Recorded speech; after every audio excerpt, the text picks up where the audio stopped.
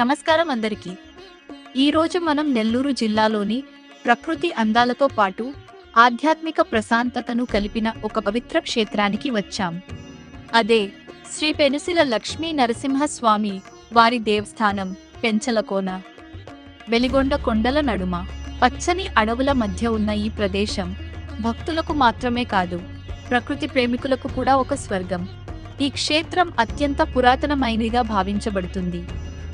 ఇక్కడి స్వామివారు స్వయంభూగా వెలిశారని భక్తుల విశ్వాసం. ఈ ఆలయం నవ నరసింహ క్షేత్రాలలో ఒకటిగా కూడా ప్రసిద్ధి చెందింది. స్థల పురాణం ప్రకారం హిరణ్యకశిపుడిని సంహరించిన తర్వాత ఉగ్రరూపంలో ఉన్న నరసింహ స్వామిని శాంతింపజేయడానికి మహాలక్ష్మి దేవి చెంచలక్ష్మి రూపంలో వచ్చి ఆలింగనం చేసిందని చెబుతారు. పెనువేసుకోవడం అనే తెలుగు పదం నుంచే ఈ ప్రాంతానికి పెనుసిల అనే పేరు వచ్చి కాలక్రమేణా అది పెంచలకోనగా మారిందని స్థానికులు విశ్వసిస్తారు.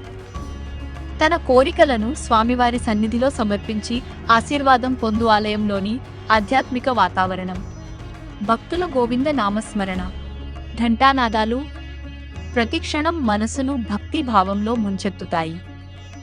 ఇక్కడికి వచ్చే ప్రతి భక్తుడు తాడు శ్రీ లక్ష్మీ నరసింహ స్వామివారి దర్శనం అనంతరం ఆలయ ప్రాంగణంలో ఉన్న శ్రీ ఆదిలక్ష్మి అమ్మవారి ఆలయానికి వచ్చాము. అమ్మవారి ఆలయంలో అడుగు పెట్టగానే ఒక మాతృత్వపు ఆప్యాయత, ప్రశాంతత మనసును తాకుతుంది.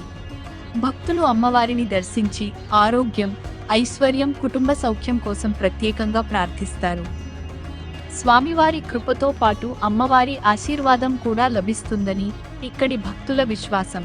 ఇప్పుడు మనం చూస్తున్నది ఆలయానికి ఎంతో ప్రత్యేకమైన పవిత్ర కోనేరు. ఈ కోనేరు నీరు ఎంతో పవిత్రమని భక్తులు నమ్ముతారు. ఇక్కడ తీర్థం తీసుకుని స్వామివారి దర్శనం చేసుకోవడం ఒక సంప్రదాయం.